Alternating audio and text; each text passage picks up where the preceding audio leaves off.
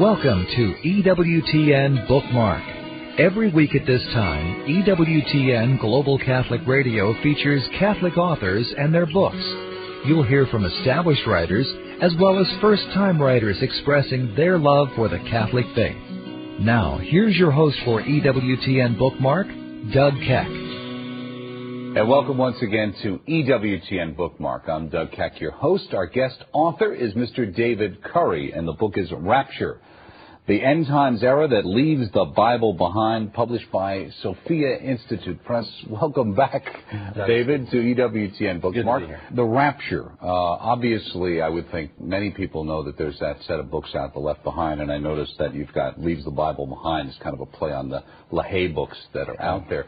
But one of the things that is kind of odd is, and you address it in the book when you talk about the issue, is, you know, here we are, we're past the turn of the century, the millennium period, in the sense of the year 2000 went and nothing really happened. You would think all of these kind of predictions, the swirl around the end times would have subsided and gone away, but that's not the case at all, is it? Yeah, the book is actually an outgrowth of some talks I gave in 1998, with the whole build-up toward that. And at that point, St. Joseph's Communications did the tape series, and I told people that I did not think it would subside after 2000.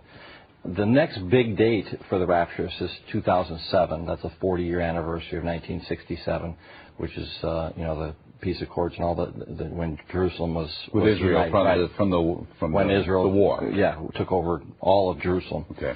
The last big really date for them was 1988, which was the 40-year anniversary for when Israel was founded. So these 2000, of course, was one that universally a lot of people looked at. But I call it the rolling end of the world. Right. They pick a date and they talk about a date, and then as that date starts to approach, they pick a later date. Right. So Hal Lindsey still feels, for example, the late great planet Earth, he made very clear that it was going to happen in the 80s. When it didn't happen in the 80s, he said, I wasn't wrong. Right. We're still in the final generation, and then they tend to pick another date. So they have to go and recalculate and come up. They recalculate. It's just getting later. That's the later, greater planet Earth. It's like in 1998, there was the little pamphlet that came out, sold 5 million copies. 88 Reasons Why Christ Will Come Back in 1988. Right. When it didn't happen, that same author came back with 89 Reasons Why Christ Will Come Back in 1989. Right. So it just rolls back, and people tend to not notice for some reason. You know, I almost feel bad because I chuckled over that, because you look at it and you kind of look at it and you step back and say, well, it didn't happen, and then it goes to 89 reasons. But there's 5 million people out there who, and I think you make this point in this book, it's not just a question of, oh, gee, some light reading. There are people making decisions about their future and their lives, and you talk about it right in the beginning of the book on your true stories, whose lives are being shaped by this kind of view of salvation history, right? Absolutely. I have 9 stories at the beginning about people whose lives have been affected by this. Mine is one of them. Right.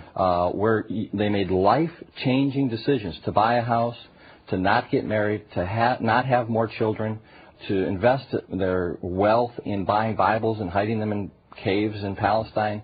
You know, these kinds of decisions that people have made based on the fact of this faulty theology. And it's heartbreaking. Now, you trace this all the way back, in a sense, to the early church fathers, Irenaeus on forward, but really it seems to be that when we think about it today, a lot of this is really material that really seemed to bubble up, in the middle of the 1800s? Yeah, the early part of the 1800s. Let's face it, we had the Mormons, the Seventh-day Adventists. There was a whole... And I'm not sure what culture was going on during that time, but that's when John Darby came on the scene as well, and he came up with this Rapture theology. Technically, it's called premillennial dispensationalism, or pre-tribulational, premillennial dispensationalism. That's such a long word, I don't use it a whole lot in the book. Right, and it would be good, I think, for a lot of Catholics out there who maybe once in a while hear these words get bandied about to understand what they mean. They sound a lot more complicated than they actually are. Why don't you explain what it is to be premillennial, postmillennial? Okay. There's 2 time frames that are in view. The one is one that Catholics are pretty familiar with, which is called the millennium. It's 1,000 years. And as Catholics, we follow St. Augustine, who 1,500 years ago reaffirmed the original teaching of the church that was the time of the church. That we are in the millennium. It's not exactly 1,000 years long. It's an extremely long time. And the 1,000 years, everywhere in the Bible, you can find 1,000 years as a symbolic number. God owns the cattle on 1,000 hills. It doesn't mean you go out and count the 1,000 hills and then all the other ones are my cattle. They're all God's. So in the same way, Augustine said that 1,000 years is a long church period. And that makes us millennial. We believe we're in the millennium. Okay. But that's the first. Catholics. As Catholics, right. Okay. Now, what these people say with the Left Behind series or the Late Great Planet Earth is they say that we're not in that time period yet. That before that time period occurs, Christ has to come again. Okay. And at that time, God will revert back to his plan for ethnic Israel. Now, it's a defective view of the church.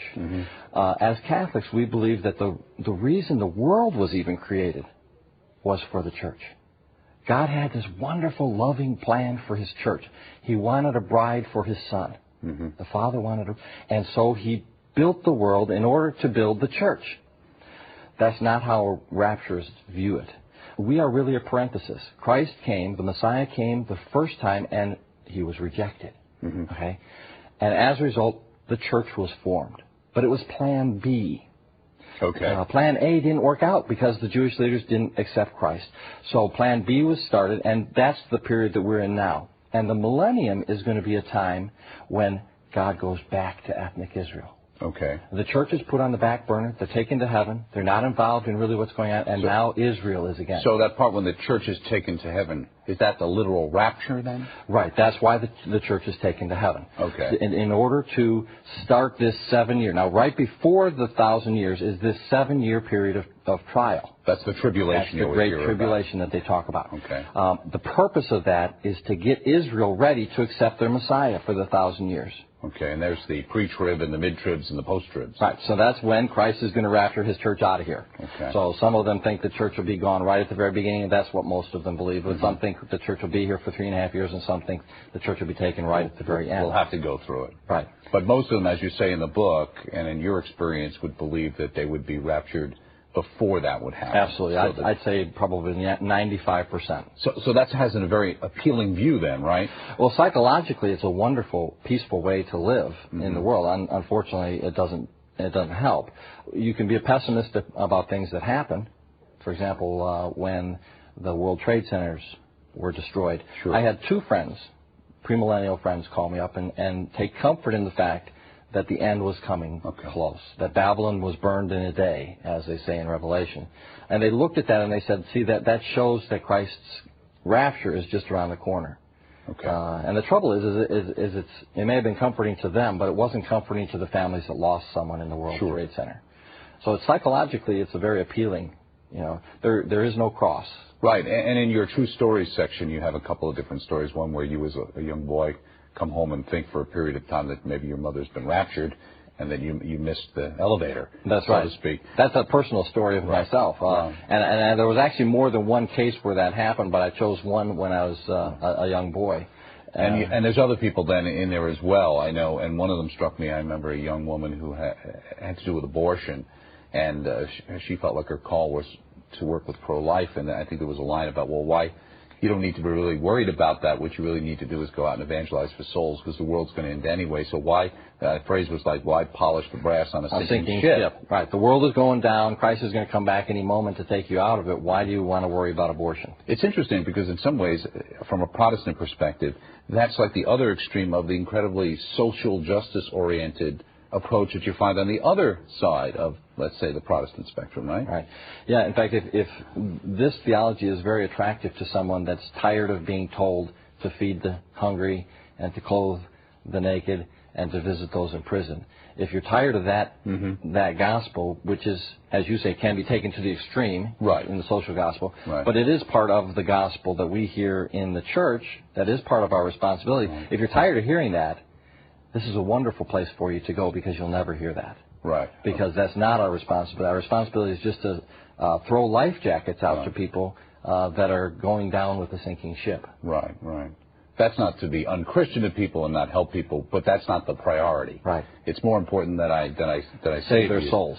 Right. Right. And from a Catholic perspective, it would be, again, that kind of middle ground where both of those are important aspects of the Christian life. Right. And Doug, that's absolutely true. One interesting thing about Protestantism was when it leaves the magisterium, when it leaves the church and its guidance, its living guidance, it tends to splinter one way or the other. Mm-hmm. It can't keep the middle ground that the church has always held. Because it gets detached from the anchor, which is Peter. Exactly. Right, and the magisterial teachings.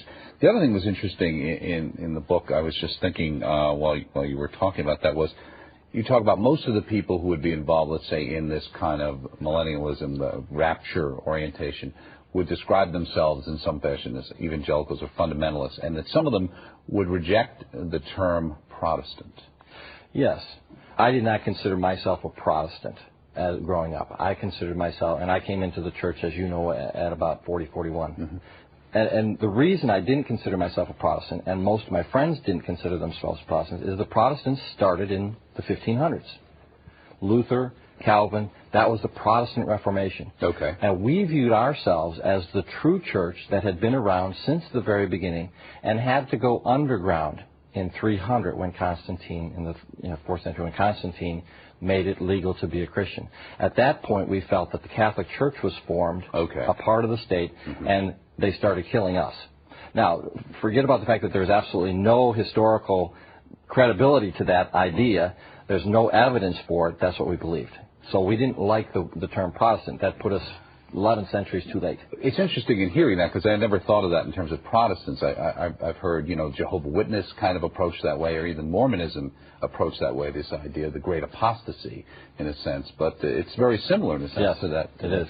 That same kind of approach. Okay, we're speaking with David Currie, and his book is Rapture, the End Times Era That Leaves the Bible Behind. It is published by Sophia Institute Press. Much more with David right after this quick break.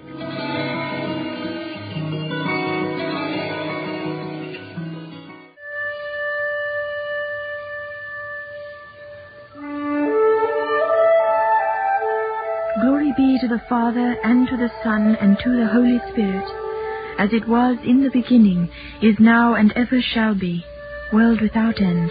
Amen. Now, let's return to Bookmark on EWTN Global Catholic Radio. And thank you so much for staying with us here on Bookmark with David Currie, the author of Rapture, the End Times Era That Leaves the Bible Behind. Rapture, certainly a word that anyone pays attention to their Christian faith these days hears quite a bit. We know from the LaHaye books, they're very, very popular. It's probably right there behind Harry Potter somewhere on the sales list. Were you surprised that it would be so popular and continue to be so popular? I was not, Doug. I was a teenager in the early 1970s when Hal Lindsey's book came out, which, if I am not mistaken, is the #1 religious fiction of all time in America. Okay.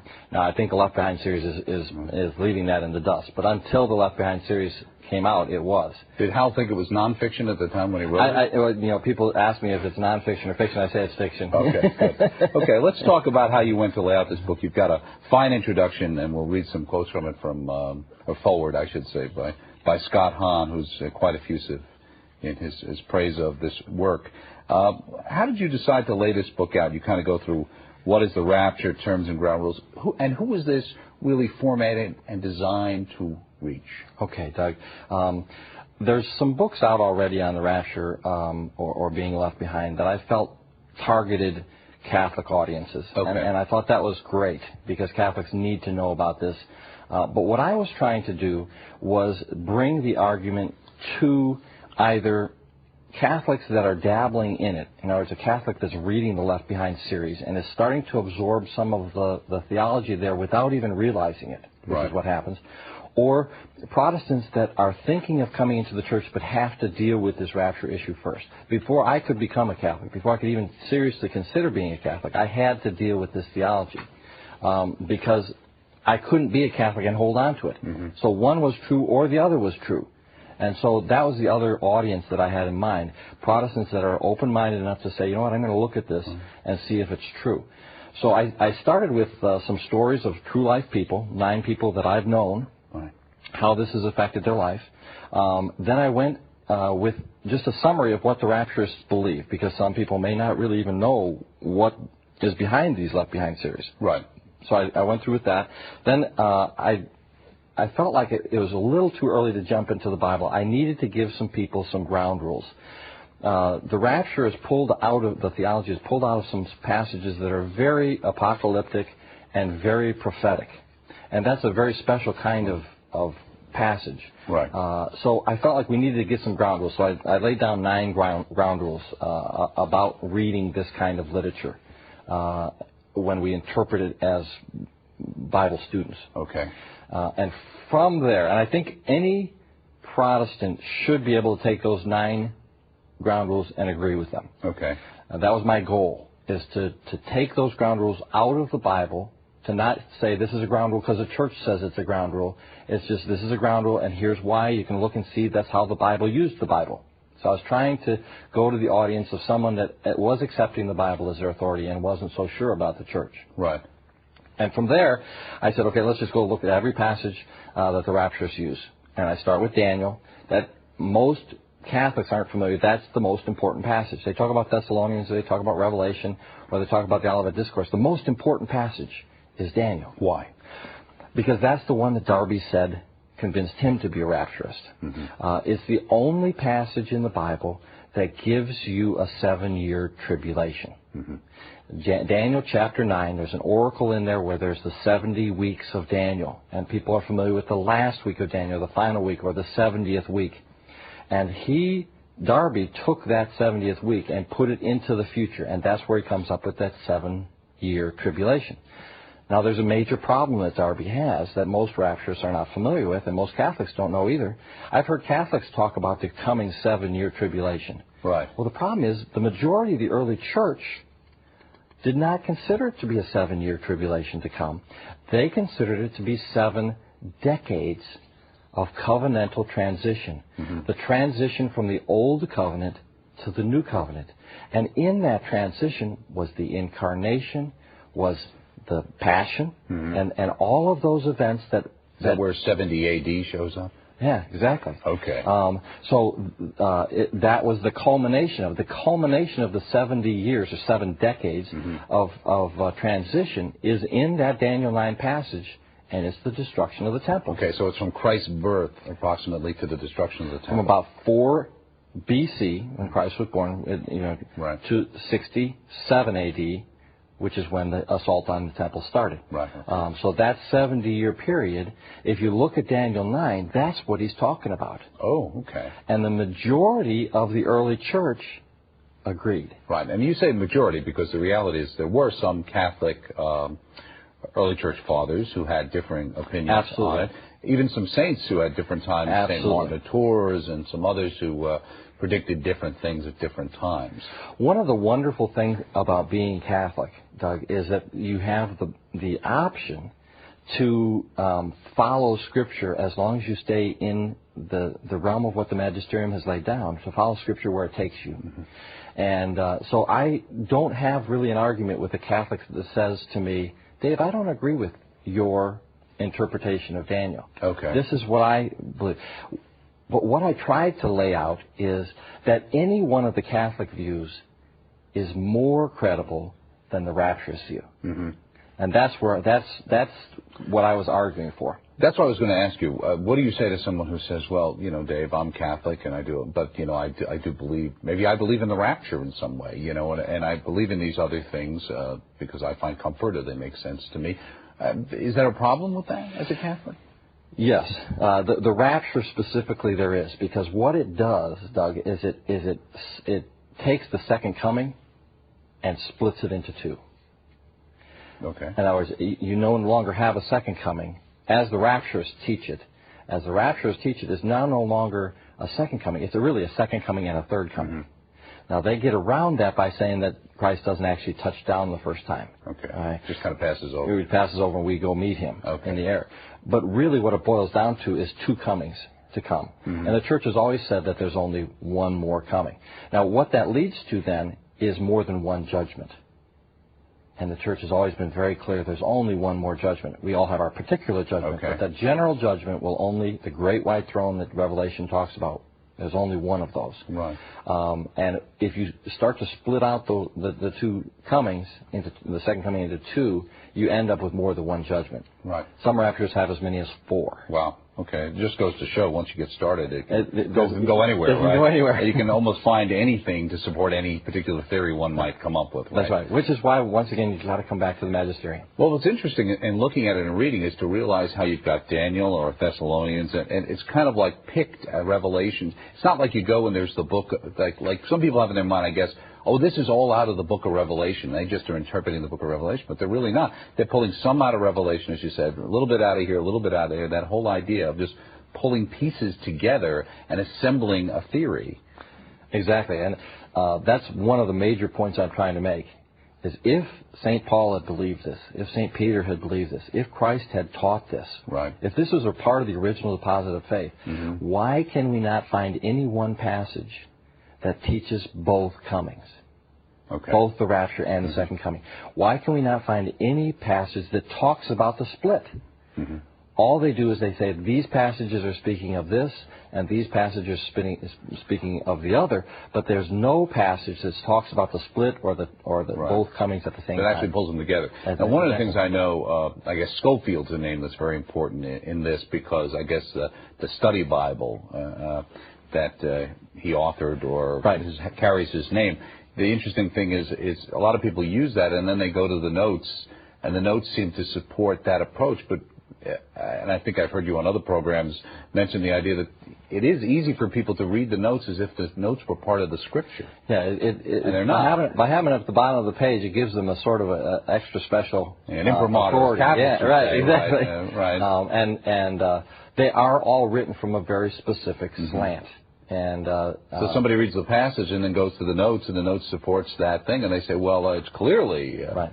And part of it is because some of Jesus' statements were hard to understand. Right. You know, and so you read that part of the gospel and you go, golly, what did he mean by that? Peter said that, right? Yeah, exactly. Right. And so then you go down to the notes and it's explained for you very, very simply, and you go, oh, okay, well, now I got it. Now I understand what Jesus meant. The only trouble is that may not be what Jesus did mean. Now, let me just say, because we talk about the book, Scott Hahn talks about it. He said, I'm tempted to describe it as a virtual summa of apocalyptic texts and prophetic positions. In Rapture, Currie gives us a comprehensive collection of the biblical texts that fundamentalist Protestants have commonly interpreted as end times predictions. And this is, what was there, 500 pages in this book? I don't want to scare people off, but there's a lot of material here. And he goes on to say, he then subjects each passage to sane and sober analysis, correcting errors along the way and establishing a range of reasonable interpretations, all in harmony with the Catholic Church's living tradition. So you go, just so that people understand, you take every argument, you put it up there, and then deal with it. Right. From both perspectives, to show why people would support this argument initially, and ultimately why that argument falls. Exactly. And then I try to go one more step and say, as Catholics, what's one possible view that we can take on that? And I try to be very careful not to say that this is the only Catholic view, but I do try to give an alternative. I feel like there's no help to people if you destroy the one system that they understand, unless you give them a good Catholic alternative. Right, and here, as we were just talking before, the fundamentalist tendency, however, as opposed to the Catholic tendency, which is to read the Old Testament and the New Testament and the fulfillments, is to read each biblical text in isolation from the other texts. The problem, of course, is that the texts themselves were not written to be read this way. Right. You got to understand that when Jesus spoke, he was speaking to people that the Old Testament to them was their national history, it was their religious history, it was their music, it was their culture, it was their everything. Right. And they understood it. And he spoke in that milieu. Right. Now, what's the threat here? The word modernism pops up in your book. It's kind of unusual. We're going through all these texts, all this history of the early church fathers and the Darbyeites and the Millerites and all these people that a lot of Catholics wouldn't be as familiar with here and there. And then modernism, the heresy from the turn of the 19th century, Pius X, those issues. Why is modernism something, and Gnosticism? Why are those issues for Catholics today in reference to the rapture in your mind? Well, the Gnostics were a group of people that denied that the supernatural could impinge on the material, and they had their own way of coming up with that. But I agree with some of the popes that have said that the modernist heresy, which is still with us in Catholicism, is just a recreation, a resurrection of that ancient heresy. Gnosticism. The Gnosticism is with us again in the modernist heresy. And what that modernist heresy does, for example, Doug, in the Mass, is the two parts of the Mass is the liturgy of the Word and the liturgy of the Eucharist. And they try to strip out the supernatural on both halves. Now, most of us are familiar with how they try to do it with the Eucharist, and they say it's only a symbol. Right. Well, it is a symbol, but it's much more than a symbol. It's a sacrament, which means it is what it symbolizes, and it has the power to give us what it symbolizes. But they do the same thing with the liturgy of the Word. And what they do is they try to take the Word and say, well, it's just a human book, or there are errors in it, and those kinds of things. When that heresy comes into the church, premillennialism, or this rapture idea, pops its head up. Because? I think it's because of a reaction of the average Catholic that sees his faith under assault. Okay. So it's a reaction to that. It's a reaction to that modernism. The modernism, the guy sitting in the pew says, you know what? My priest is telling me that, let's just take a real simple, the coin in the mouth of the fish. My priest is telling me in a sermon that really didn't happen. That there was no purpose to it, and that was just added by the church later. And yet here's a man sitting in the pew. He may not be able to explain his faith very well, but he has experienced Christ. He knows Christ. Christ is in his life, and he's excited about his faith. And he says, that doesn't sound right to me. It smells off. I can't argue with my priest, but it smells off. And what that man will eventually do is go someplace where the supernatural is accepted. And that's at the premillennial scale. Okay, very good. We are just out of time, David. Good luck with this work, and we'll look forward to more work from you in the future. Thank you. Okay, just out of time with David Currie, the book Rapture, The End Times Era That Leaves the Bible Behind, published by Sophia Institute Press, available naturally through EWTN's religious catalog. Worth a look. Check us out next time as well, right here on EWTN's Bookmark.